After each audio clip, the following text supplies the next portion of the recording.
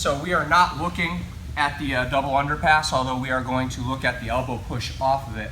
The double underpass is a very, very common pass, stacking pass. Never let anyone get here. But I'm a realist. Sometimes people get in here. Sometimes they get their hands clasped together. So you should never let them do that. But it happened, and they start to pull you up. You know that the pass is going to initiate. There are a couple of variations of this pass that we do, including the Zorro pass and some ones where we step over top of our own arm.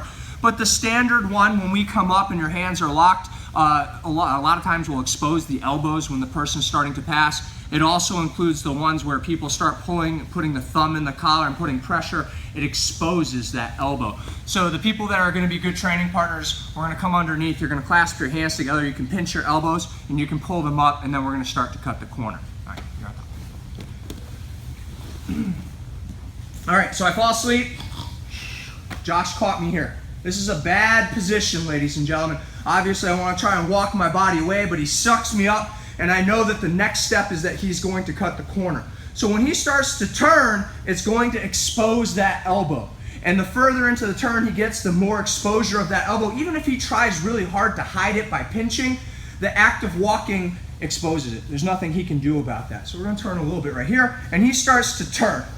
Stop. When he starts to cut the corner, whether he's doing it with his upper body like so, or he makes a planking motion to turn, I want my hand to get to the back of the elbow. This is very important. Now, up until this point, I am keeping my legs stiff, whether I'm trying to shoulder walk away, doesn't matter. But when I get to this point, I can't leave this leg up here because it'll bind on top of the neck.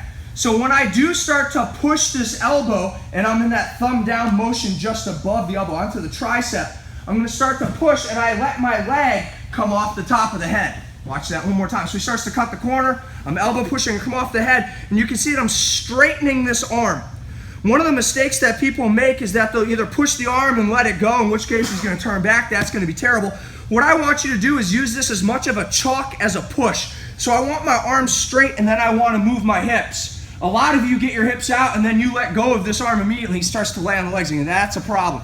So once you get that arm straight, get your leg up and see if you can come in. If he keeps trying to turn towards you, push him away. And so there's going to be a little bit of active resistance from a good training partner turning towards you so that you can keep that stiff arm in here. If they hop the arm, that's okay. We're back into a good guard position.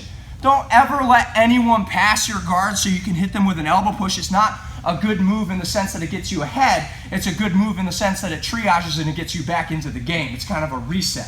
So let's look at that from the same angle. He hits a double under. Oh, that's a problem. He starts to cut the corner. I get control here. I hop the leg. I push and move my hips all the way back to guard. One more time, ladies and gentlemen.